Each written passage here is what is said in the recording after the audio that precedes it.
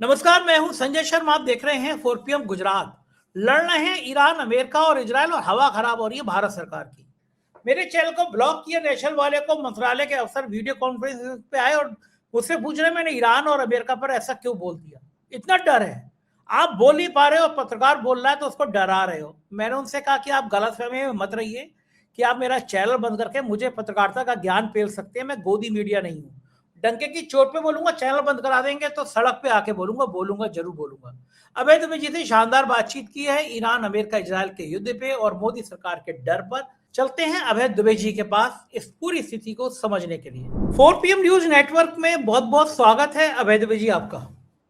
कभी कभी मुझे लगता है कि आप जब बहुत ताकत में हो तो जिस व्यक्ति को बहुत कमजोर सोच रहे होते उसे लड़ना नहीं चाहिए, क्योंकि आप बहुत ताकतवर हो, लेकिन जो कमजोर व्यक्ति है अगर वो पलट के भारी पड़ गया तो आप मुंह दिखाने लायक नहीं रहते।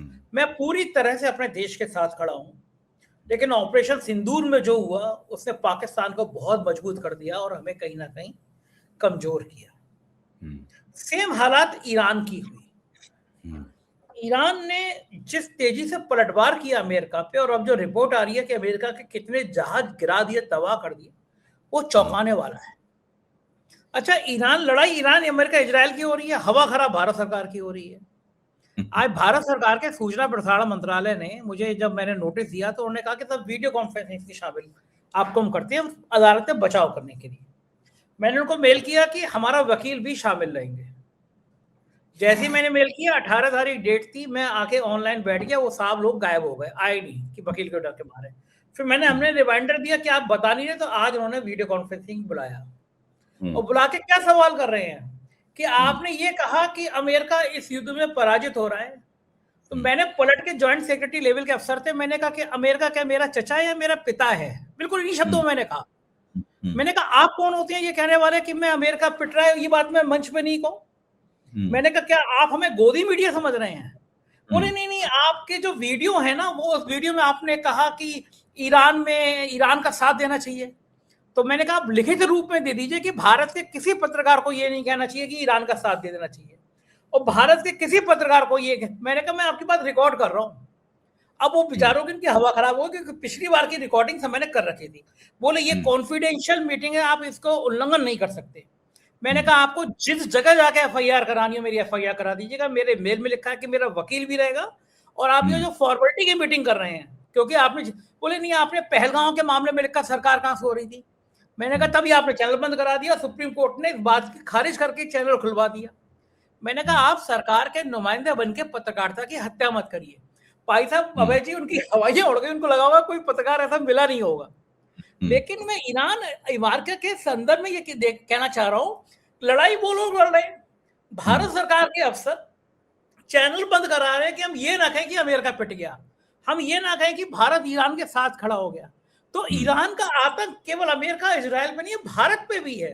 चैनल बंद होने का कारण आज समझ में आया कि हमने ये क्यों कह दिया कि साहब अमेरिका के पत्ते पिट रहे हैं और ईरान के संग भारत को खड़ा होना चाहिए। क्या ये गुनाह है कहना? हकीकत तो यही है, अमेरिका के पत्ते पिट। आपकी बात बहुत दिलचस्प है और उसके ऊपर अच्छी खासी चर्चा होनी चाहिए। अब अगर जिस अफसर से आप बात कर रहे थे, मुझे नहीं पता वो कौन सा अफसर था, आपको पता होगा, उसका नाम लेने की यहाँ जरूरत नहीं, उसका पदनाम बताने की भी जरूरत नहीं है। अगर आप अकेले में उस अफसर से पूछें कि क्या आपने अपने विवेक से ये निर्णय लिया है, क्या आप जो सवाल हमसे पूछ रहे हैं ये आपके विवेक से पैदा हुआ है सवाल है, आपका प्रशासनिक विवेक, एक एडमिनिस्ट्रेटर के तौर पे, सीनियर अफसर है, वरिष्ठ अफसर होगा, एक प्रशासक के तौर पर, एक अनुभवी प्रशासक के तौर पर, क्या आपके विवेक से ही सवाल निकला है? नहीं, ये सवाल उनको ऊपर से थमाया गया है। ये सवाल उनको ऊपर से थमाया गया है कि आपको ये सवाल पूछना है। तो उन्होंने इसीलिए उस सवाल का जो आपने जवाब दिया, उसका जवाब उनके पास नहीं था। जब मनुष्य के विवेक से कोई सवाल निकलता है तो वो अपने सवाल को अपनी बुद्धि से, अपने ज्ञान से तुरंत उसके दिमाग में उसका जवाब आता है और वो उसकी तस्दीक करता है, उसकी पुष्टि करता है, तरह तरह के तर्क उसका दिमाग उसके ढूंढता है। लेकिन जो थमाया गया सवाल है, थमाए गए सवाल का जब उसको जवाब मिल जाता है, ऐसा जवाब जो अप्रत्याशित हो, फिर उसके मुंह से कोई बात नहीं निकलती, फिर वो हड़बड़ा जाता है। ये इसलिए हुआ है। अगर आप उन लोगों से ये पूछें जिन्होंने यूट्यूब को ये लिखा या आदेश दिया होगा कि भाई 4 PM राष्ट्रीय सुरक्षा के लिए खतरा है, इसलिए इनका चैनल बंद कर दिया जाए, है? तो वो भी नहीं इस बात को बता पाएंगे। उसके क्या आपने जांच पड़ताल की कोई? आपने ये पता लगाया कि भाई 4 PM वास्तव में राष्ट्रीय सुरक्षा के लिए खतरा है, और खतरा है तो क्या खतरा है? तो वो नहीं बता पाएंगे इस बात का। निजी तौर पे अगर आप बात करेंगे, वैसे तो सार्वजनिक रूप से तो कहेंगे कि हमने भेजा, भाई हमें लगा कि खतरा है इसलिए हमने भेजा। तो दरअसल ये पूरा मामला ऐसा है कि ये ऊपर से थमाए गए सवाल हैं, ऊपर से थमाए गए निर्णय हैं, जिन्हें ये बेचारे अफसर लागू करने के लिए मजबूर हैं। अगर उन्हें अपनी नौकरी बचानी है, अगर उन्हें कैरियर बचाना है, तो वो उसको लागू करने के लिए मजबूर हैं। इसलिए इन अफसरों को क्षमा कर देना चाहिए, क्योंकि ये बेचारे नहीं जानते कि वो क्या कर रहे हैं, ईसा मसीह की बात मानते हुए। तो एक तो ये बात है। अब दूसरी बात मैं आता हूं कि इन लोगों ने पत्रकारों के दमन की तरह तरह की तरकीबें खोज निकाली हैं। आपका दमन तो चल ही रहा है, 4 PM का दमन तो चल ही रहा है। आज उन्होंने क्या किया कि नोएडा में एक यूट्यूबर, जो मशहूर यूट्यूबर है, आप चाहें तो मैं उनका नाम भी ले सकता हूं, तो वो अपना कैमरे और अपने माइक के साथ में लोगों से पूछ रहे थे, पेट्रोल पंप के आसपास शामिर सिंह, हाँ, अपनी लाइन में खड़े लोगों से उनकी प्रतिक्रिया पूछ रहे थे। पुलिस ने उसमें हस्तक्षेप किया। पुलिस ने उन लोगों के सेलफोन जब्त कर लिए, और बाद में दिल्ली जर्नलिस्ट यूनियन ने इसका संज्ञान लिया, और इसके विरोध में बाकायदा एक पत्र लिखा कि यह अभिव्यक्ति की स्वतंत्रता का दमन किया जा रहा है। अच्छा, अब आप देखिए, एक तरफ सरकार कह रही है, उसके सारे प्रवक्ता कह रहे हैं कि किसी चीज की कोई कमी नहीं है, न गैस की कमी है इस देश में, न पेट्रोल की कमी है इस देश में, न डीजल की कमी है देश में। सर, वो ये भी नहीं मानेंगे कि इस देश में खाद की कमी हो गई है, फर्टिलाइजर की कमी हो गई है, वो ये भी नहीं मानेंगे। अच्छा, वस्तुस्थिति क्या है? वस्तुस्थिति ये है कि जो स्पेशल किस्म का पेट्रोल होता है, ऐसे स्पीड वगैरह, ये एक खास तरह का कीमती पेट्रोल होता है, उच्च स्तरीय, इसकी कीमत बढ़ाई जा चुकी है। कमर्शियल डीजल की कीमत बढ़ाई जा चुकी है। LPG सिलेंडर की कीमत बढ़ाई जा चुकी है। कमर्शियल गैस के सिलेंडर की कीमत, उसकी कीमत बढ़ाई जा चुकी है, और ये कीमतें लगातार बढ़ रही हैं। एक तरफ तो सरकार इनकी कीमतें बढ़ा रही है, और दूसरी तरफ ये कह रही है कि सब कुछ ठीक है, कोई दिक्कत नहीं है। सरकार चाहती है, पता नहीं सरकार ये कैसे चाहती है, क्यों चाहती है, और वो कैसे इस बात को इन्फोर्स करेगी कि इसके बारे में सब मीडिया में चर्चा ना हो। आप बताइए, भाई सरकार कीमतें बढ़ा रही है, क्या मीडिया उसकी तरफ से आंखें बंद कर ले? मेरा क्या, गोदी मीडिया को भी बताना पड़ेगा कीमतें बढ़ गई हैं। भाई गोदी मीडिया को भी कहना पड़ेगा कीमतें बढ़ गई हैं। गोदी मीडिया अगर कीमतें नहीं बढ़ेगा तो उसके ऊपर गोबर पड़ेगा। भाई उसको भी अपनी साख बचानी होगी।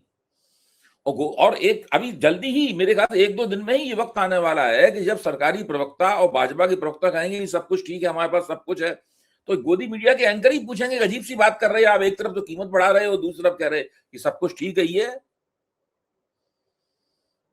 देखिए, व्यवहारिक स्थिति क्या है, ये कीमतें नरेंद्र मोदी की वजह से नहीं बढ़ रही हैं, ये कीमतें भारत सरकार की तरफ से नहीं बढ़ रही हैं। उनके ऊपर केवल ये आरोप लगाया जा सकता है कि उन्होंने पूर्वानुमान नहीं लगाया और अच्छी पेशबंदी, अच्छी तैयारी नहीं की। इससे ज्यादा उनके ऊपर आरोप नहीं लग सकता। इस वक्त मोदी जी चाहें तो वास्तव में इस देश के नेता बन सकते हैं, ये मौका है उनके सामने। वो राष्ट्रीय मंच पर खड़े होकर लोगों से कह सकते हैं कि भाई दुनिया में एक बहुत संहारक युद्ध हो रहा है, बड़ा युद्ध हो रहा है, और ऐसे क्षेत्र में हो रहा है जो एनर्जी सप्लाई का केंद्र है। उस क्षेत्र में युद्ध हो रहा है, इसलिए दुनिया भर में इन चीजों की, एनर्जी की कमी हो रही है। चीन में कीमतें बढ़ गई हैं, पाकिस्तान में कीमत बढ़ गई है, श्रीलंका में दाम बढ़ गए हैं, ब्रिटेन में दाम बढ़ गए, यहां तक कि अमेरिका जो अपने उपभोग के लिए उससे ज्यादा तेल खुद ही पैदा करता है, वहां भी $4 के हिसाब से $4 तक तेल की कीमत पहुंच चुकी है, जो अमेरिकनों के लिए बहुत महंगा है। अमेरिकनों के लिए वो काफी महंगी चीज है। अमेरिका में तेल होता है वरना। तो ये आप समझ लीजिए, सारी दुनिया में बढ़ रहे हैं। भारत सरकार को कहना चाहिए कि ये सब मजबूरी है। हम सारे देश के नागरिकों से अपील करते हैं कि वो इस संकट की घड़ी में एकजुट रहें, किसी किस्म की अफवाहों पर विश्वास न करें, कोई पैनिक बुकिंग की कोशिश न, घबराहट में ज्यादा से ज्यादा बुकिंग की या जमाखोरी की, की कोशिश ना करें, और उसे विपक्ष को भी अपने भरोसे में लेना चाहिए। एक सर्वदलीय बैठक बुलानी चाहिए और उस बैठक में बुला के सारे विपक्ष को भी विश्वास में लेना चाहिए। विपक्ष भी ये अपील करेगा इस बात को, अगर नहीं करेगा तो विपक्ष से जनता नाराज हो जाएगी इस बात को लेकर। लेकिन मोदी जी कुछ नहीं कर रहे, मोदी जी इस अवसर का भी इस्तेमाल नहीं कर रहे। मैं तो मोदी जी को राय दे रहा हूं कि वो ऐसा करें। यही तो मौका है मन की बात उन्हें करने का। अब करें ना मन की बात। वो केवल चुनाव की बात कर रहे, उनको मन की बात करनी चाहिए। उनको देश के लोगों से कहना चाहिए कि भाई अपना खाना आप इस तरह बनाइए ताकि आपकी ऊर्जा कम खर्च हो। अगर आप, जैसे आज मेरे एक वरिष्ठ पत्रकार मित्र ने कहा कि जो लोग रोटी खाते हैं उनको चाहिए कि वो चावल उबाल के खाएं कि ऊर्जा कम खर्च हो। मतलब तरह तरह के सुझाव आ रहे हैं। राष्ट्रीय स्वयंसेवक संघ, नाले पे बनी हुई गैस का इस्तेमाल हो सकता है, नहीं हो सकता है? हाँ, वो भी हो सकता है, वो भी करना चाहिए। वो तो बहुत, मोदी जी ने कहा था ना कि वही वो बर्तन उल्टा करके वो गैस ले लेता है। वो बड़ी सिंपल सी टेक्नोलॉजी है, तो बर्तन उल्टा करके गैस ले लें। मोदी दोबारा सुझाव क्यों नहीं देते लोगों को? कहे मोदी जी अपने भाषण की यहां से शुरुआत ही कर सकते हैं कि भाई एक वक्त मैंने ये सुझाव दिया था, आज फिर से मैं सुझाव को दोहरा रहा हूं, इस सिंपल टेक्नोलॉजी का इस्तेमाल करें, देश में गैस की कोई समस्या नहीं होगी। खैर छोड़िए, ये मैं इस बात पे ज्यादा जोर नहीं दे रहा हूं, इसको छोड़ दिया जाए, मामला गंभीर है। मोदी जी के साथ हम अपनी चुटकुलेबाजी जारी रखेंगे आगे कभी। तो मेरे कहने का तात्पर्य यह है कि ये एक ऐसा मौका है जिसमें मोदी जी वास्तव में इस देश के नेता बन सकते हैं। भाई जब कोविड आया था तो उन्होंने कहा था ताली बजाइए, थाली बजाइए, तो लोगों ने ताली, अपने प्रधानमंत्री की बात मानकर ताली बजाई उन्होंने। अभी भी अगर कहेंगे तो लोग उनके, भाई कहेंगे, कोई मोदी से दुश्मनी थोड़ा है किसी की, लोग उनकी बात मानेंगे। लेकिन वो कर क्यों नहीं रहे हैं, सवाल इस बात का है। वो पब्लिक से झूठ क्यों लगातार बोल रहे हैं? वो बहला रहे हैं पब्लिक को। बहला क्यों रहे हैं? क्योंकि ये मसला बहलाने, जो आप बहलाने की कोशिश करेंगे वो आपकी पोल उसमें खुल जाएगी, और बहुत बुरी तरीके से आपकी पोल खुलेगी, और वो पोल खुलने जा रही है। आप ये देखिए, मुश्किल से एक हफ्ते 10 दिन की बात और है, हफ्ते 10 दिन में सारी की सारी सीमाएं उधड़ के सारी सब निकल जाएंगी, और सरकार के पास अपनी बात के, अपने बचाव में कुछ नहीं रह जाएगा। हरदीप पुरी ने शुरू में कह दिया था कि हमारे पास सारा इंतजाम है, सारा बफर स्टॉक वगैरह वगैरह। ये सारा बफर स्टॉक उनका खत्म हो जाएगा, खात्मे की तरफ जा रहा होगा। आज अखबारों में बड़े हेडिंग है कि भारत कब तक तेल की कीमत न बढ़ाने को अफोर्ड कर सकता है। अभी आपने स्पीड की कीमतें बढ़ाई हैं, फिर आपको नॉर्मल जो पेट्रोल डीजल है उसकी भी कीमतें बढ़ानी पड़ेंगी, और फिर राशनिंग भी होगी, इस सब चीजों की राशनिंग भी होगी, क्योंकि ये कम पड़ जाएंगी ना सब चीजें। बीच में सबसे गंभीर बात ये है अभय जी कि कई राज्यों में होटल ढाबे बंद हो गए हैं, मजदूर, प्रवासी मजदूर जैसे कोविड में घर वापस आए थे, गुजरात से वापस आ गए। मैं कहने ही जा रहा था, आप गुजरात देखिए, गुजरात तो एक समृद्ध प्रांत है, और उस समृद्ध प्रांत में पेट्रोल और उसकी गैस की कमी, खाना पकाने वाली गैस की कमी के कारण वहां पर जो भी ढाबे और रेस्तरां वगैरह हैं वो सब बंद होने की कगार पे हैं, या बंद हो गए हैं या बंद हो जाएंगे। उनमें काम करने वाले जो मजदूर हैं, जो श्रमिक हैं, जो कि गैर गुजराती हैं, वो सब बेरोजगार हैं, उनके लिए रोटियों की लाली पड़ने वाले हैं। तो वो एक रिवर्स माइग्रेशन जो कोविड में हुआ था वो फिर से होने वाला है वहां पर, और मेरे ख्याल से कई जगहों से वो शुरू भी हो गया है। अब मैं एक दूसरा उदाहरण देता हूं आपको। सांगानेर है राजस्थान में, सांगानेर में 200 फैक्ट्रियां हैं, 200 जो कपड़े पे प्रिंट करती हैं, और उनकी सारी मशीनें एलपीजी गैस से चलती है। क्योंकि एलपीजी गैस उनको नहीं मिल रही है, लिक्विड पेट्रोलियम गैस उनको नहीं मिल रही है, इसलिए सारी फैक्ट्रियां बंद हो गई हैं, और कम से कम 50,000 से ज्यादा मजदूर वहां बेकार हो गया है। अब वो सब इस बात को टीवी में इंटरव्यू दे, सब इस बात हो रहा था, 1-2 दिन और इंतजार कराएंगे, उसके बाद गांव की तरफ चल देंगे। वो भी रिवर्स माइग्रेशन चले। अब सरकार को चाहिए कि इन सब चीजों के ऊपर जो है वो गौर करे सरकार। इनकी जगह वो 4 PM पे फोकस कर रही है कि हमने क्यों बोल दिया ईरान अमेरिका, वहां गौर करे वो सरकार। यहां तो गौर कर नहीं रही है सरकार। जो ढाबे और रेस्तरां बंद होने की नौबत है, ये सुनिश्चित करे कि भाई ढाबे और रेस्तरां बंद ना हो। ढाबे और रेस्तरां में लोग खाना भी खाते हैं, साथ में वहां बड़े पैमाने पर लोगों को रोजगार भी मिलता है। तो सर इसका उपाय क्या है? सरकार किस किस तरह से ये फैसले ले और क्या करना चाहिए? और जो ईरान आफत सरकार के पास बहुत क्षमताएं हैं, देखिए संजय जी, सरकार के पास बहुत क्षमताएं हैं। ये सब इच्छा शक्ति का सवाल है। सरकार के पास बहुत बड़े बहुत बहुत बहुत बहुत करने वाले लोग हैं, बहुत बड़ी ब्यूरोक्रेसी है। सरकार अपनी ब्यूरोक्रेसी के बहुत से लोगों को इस काम में लगा सकती है कि कहां कहां ऊर्जा सप्लाई में कमी जो आ रही है उसकी वजह से कहां कहां बेरोजगारी बढ़ने के अंदेशे हैं। ये पता लगाना बहुत आसान काम है। उसी लिस्ट बनेगी, उसमें सांगानेर की फैक्ट्रियां भी आ जाएंगी, उसमें होटल, ढाबे, रेस्तराओं का जिक्र भी आ जाएगा, और भी बहुत से ऐसे क्षेत्र होंगे जहां पे सरकार, जहां जहां एनर्जी की सप्लाई बॉटलनेक की वजह से बेरोजगारी बढ़ सकती है। जैसे कि सरकार ने एक क्षेत्र का पता लगाया है कि एक्सपोर्टर्स को नुकसान हो रहा है। मैं बता रहा हूं सरकार क्या कर सकती है। जो हमारे निर्यात करने वाले हैं उनको इसलिए नुकसान हो रहा है कि एक एक कंटेनर के ऊपर पे 2,000 और $2,500 का रिस्क सेस लगा दिया गया है। तो एक कंटेनर लेना उनके लिए नुकसानदेह हो गया है, इसलिए सारा एक्सपोर्ट ठप हो गया है, जा भी नहीं रहे जहाज। तो एक्सपोर्टर को नुकसान हो रहा है, उसके लिए सरकार ने 600 करोड़ की राशि निर्धारित की है कि हम उनको नुकसान के बदले में कुछ सब्सिडी देंगे। तो पूरा नुकसान तो नहीं, कुछ नुकसान की भरपाई का सरकार ने इंतजाम कर दिया है, 600 करोड़ रुपए खर्च करेंगे। सवाल इस बात का है कि रेस्तराओं में और ढाबों में काम करने वाले मजदूरों को राहत सरकार देने के लिए तैयार है कि नहीं।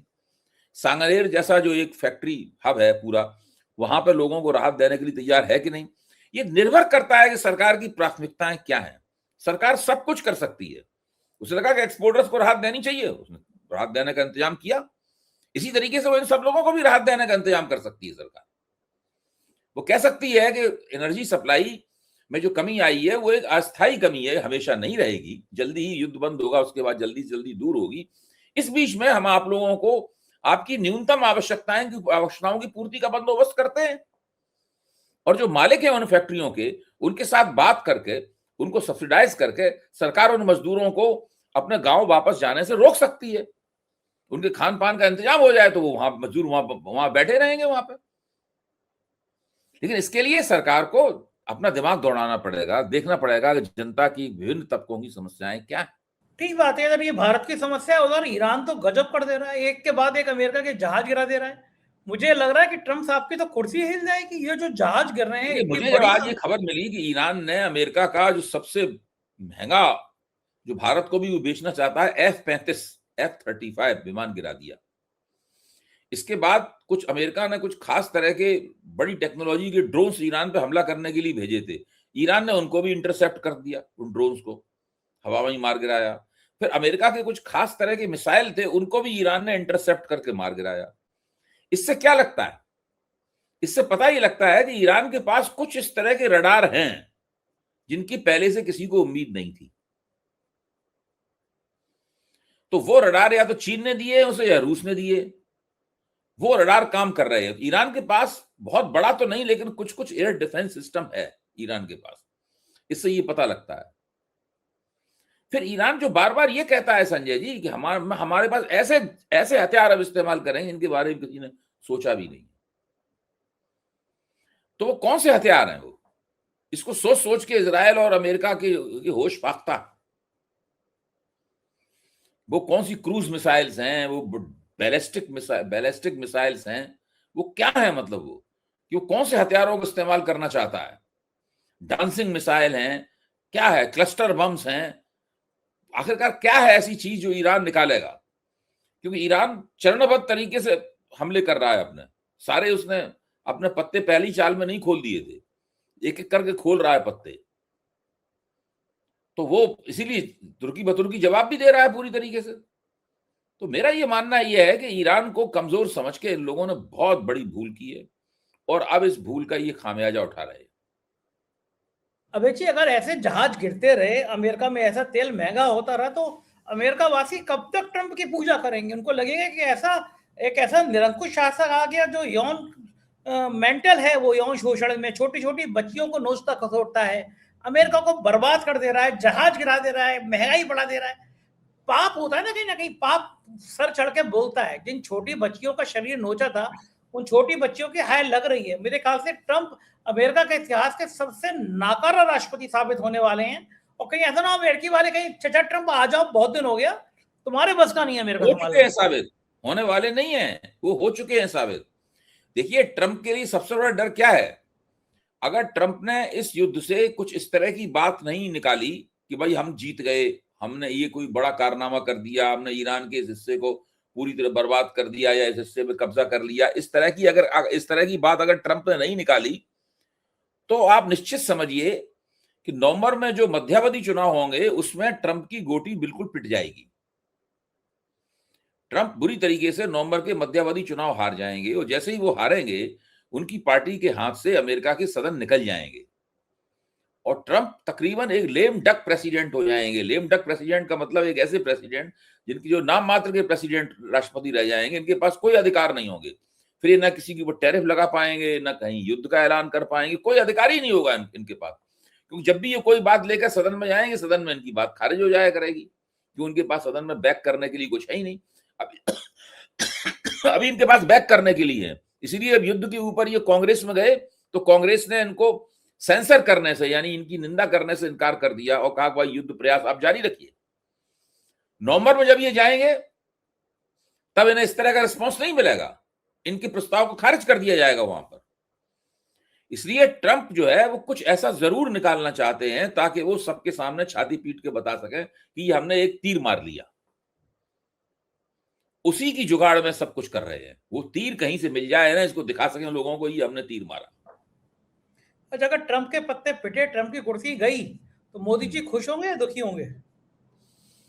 देखिए मोदी जी की स्थिति क्या है, आप जरा सोचिए इस बात को। इस वक्त पूरा देश जबरदस्त महंगाई, बेरोजगारी और आर्थिक मंदी के अंदेशों का सामना कर रहा है। मैं ये नहीं कह रहा हूं आ गई है, लेकिन अगर ये युद्ध 10-15 दिन और चल गया तो मंदी का सामना इन्हें सबको करना पड़ेगा।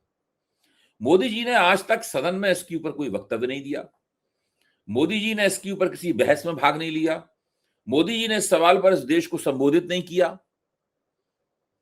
राष्ट्रपति के जरिए ही संबोधित करवा देते, लेकिन राष्ट्रपति जी अपने राम मंदिर की सैर कर रही हैं, वहां पर राम यंत्र की स्थापना करने में लगी हुई हैं। और मोदी जी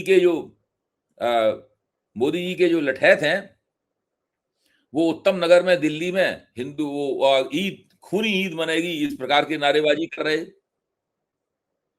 आप सोचिए क्या हो रहा है। गजब हाल कर दिया देश का, गजब ही राजनीति कर दी। निगाह बनी रहेगी ये समय संजय जी, संजय जी एक मिनट, ये समय है जब सब लोग एकजुट हों। इस वक्त मोदी जी को अपने जो सांप्रदायिक चिंटू हैं इनसे कहना चाहिए कि भाई आप अभी फिलहाल कुछ दिन के लिए बंद रखिए, पूरा देश एक आवाज में बोले। ठीक बात है। हमारे सामने ऊर्जा का संकट है, हम सब लोग ऊर्जा का किफायत से इस्तेमाल करें, घबराएं नहीं, घर में 5 सिलेंडर छुपा कर रखने की कोशिश ना करें। तो ये सब प्रयास करना चाहिए ना इनको। बिल्कुल ठीक बात है, लेकिन डरे हुए प्रधानमंत्री कुछ कर नहीं पा रहे। बहुत बहुत शुक्रिया अभय जी, आपने समय दिया, बातचीत की, थैंक यू। तो ये थे अभय द्विवेदी जी, पूरी बातचीत आपने सुनी और कितनी शानदार बातचीत करते हैं अभय द्विवेदी जी। आप भी इस बात से सहमत होंगे और ईरान की हिम्मत को भली सरकार कितना ही दुखी हो, लेकिन हम सलाम करेंगे अमेरिका जैसे घमंडी देश के लिए, एक यौन शोषण के आरोपी राष्ट्रपति ट्रंप के लिए इससे बड़ा सबक कुछ हो नहीं सकता। ईश्वर कहीं ना कहीं होता है, छोटी छोटी मासूम बच्चियों के शरीर को नोचने वाला किस मुंह से दुनिया के सबसे ताकतवर देश के शासक होने का दम भर सकता है। कहीं ना कहीं भगवान भी उसका हिसाब जरूर कर रहे होंगे। कैसी लगी बातचीत बताइएगा जरूर। शुक्रिया, थैंक यू।